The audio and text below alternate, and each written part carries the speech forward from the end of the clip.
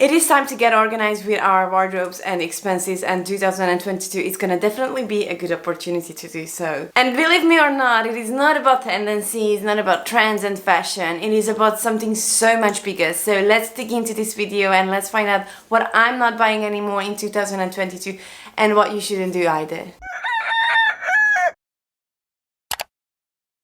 Sales is happening soon and we are gonna be exposed to that. Before we head into the first store and get advantage of it by turning into a crazy impulse shopper, let's just listen to this video and find out some things that are very useful to avoid it. And yes, if you ask, hey, my name is Cenga. I'm a personal stylist and personal shopper based in Milan, and this channel is more or less about that and about you finding your own personal style. I would like to say a special thank you to my new subscriber, and thanks again for subscribing publicly so that I could have your initial on your dedicated heart. And you are getting into the jar.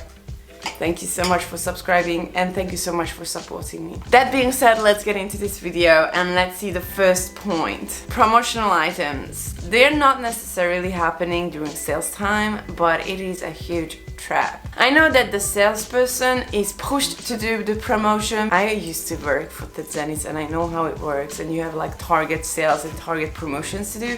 It's crazy, and I know that it's a very stressful job. So they are pushed to sell you the promotion and you are maybe feeling the probability to actually buy something that you don't even need, but just because it's in promotion and just because you get the third one for free, you're gonna get that and you're going to pay much more as you were planning to do so. So my suggestion would be to definitely think about it twice, because this is the first thing, the first trap that would just put you in impulse shopping and then have something in your wardrobe that you're never wearing. The second point is buying something on sale. And listen, it's completely fine if sometimes you buy something on sale, but just waiting for the sales time to go crazy shopping is not a good thing. Believe me or not, but some fast fashion stores like Zara, H&M and so on and so on, I don't know if it's specifically true for them, but some of them are actually providing items to ship and sell on sales price. That is crazy. It is a huge waste and it is just a huge sfruttamento of people,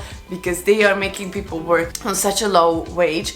You don't even know sometimes that what you do is impacting the world so much. So especially going for sales and buying really cheap in fast fashion stores in these periods, it is a very bad thing and it has a very bad impact. Apart from that, sales is definitely that time when you can again go for impulse shopping and regret so much what you bought. So to avoid that, I would suggest you to have a Pinterest board or just like a list of items that you would love to buy, or if you, for example, see something that you really like in the store and you're there and you just feel like you want it, just go out, have a walk, take an hour and then go back to pick it. In this case, you can avoid having like an enormous wardrobe filled with things that you don't like or you don't wear anymore, and you can also avoid having a very bad impact on the world's economy. I'm not saying that I completely not buying anymore on sale. Yes, I do, but I really reconsider the amount of stuff that I'm putting in my wardrobe. The next point is the seasonal craziness.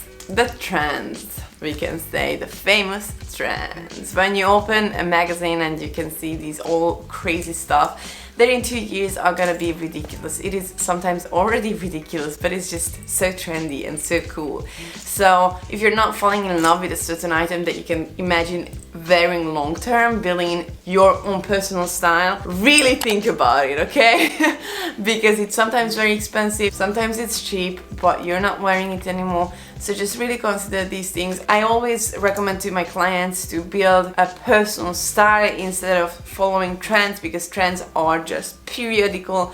They are just coming and going, and style is always there. Just saying that I have created a 2022 style calendar that is downloadable even from month to month. I really do believe in my product and think that people can actually implement these things that I'm talking about in this calendar to their own personal style and build their style and keep it, and just be more conscious about their shopping habits as well. It's not just a calendar, it has like 5 different parts. So it has like a monthly topic that is the knowledge base, there is the trend section that is dealing about the upcoming trends, shapes, silhouettes, and then there is also the budgeting part and there are challenges and everything, so it's a community, and I'm so excited about that. So if you're interested, I'm just gonna leave a link in the description box. Back to the topic anyway, sorry. Not buying colors that are not on your color palette. There are 4 seasons as in nature, and every single person of us, men, women, kids and adults, everybody can be put and categorized in these seasons, and these seasons have color palettes. Like if you are an autumn, you have specific colors. If you have blonde hair, white skin and clear blue eyes, you have your own color palette. Not each color gives everybody the same vibration, the energies and the whole impression. It really depends on your hair and skin and eyes color. So I'm trying to avoid getting wrong colors in my wardrobe because I just feel like I'm not resonating with them and I don't feel so confident. Regardless, if you don't care about colors and you feel super confident in Ferrari red while you are an autumn, good for you. Like really, I'm saying always like confidence above all, okay? So the most important is to feel confident. It is fine if you buy something that is not truly for you, for your season, but I would suggest you to always have the right tones around your face. Not buying anything that is not according to my body shape, and I will tell you more about that because it's not 100% true, because again, it's all about confidence. So if your style is baggy and you feel confident in it, that's completely okay. Regardless, I'm trying to be really concentrated on the items and the silhouettes and trying to follow the suggestions of my body shape. I'm actually a rectangle and I have to highlight a lot my waist, and if you see these pictures you can see that anyway. I'm trying to do it in thick red, but I'm not really stressed about this because sometimes I feel like it's more important to dress up to my mood rather than, you know, like dressing up for my body shape or my colors. So of course it is not a golden rule, but I believe that it is very important to sometimes know what fits you the best, and when you feel like you want to highlight your body shape and you want to create like a very good silhouette, to know what are the items that are good for you.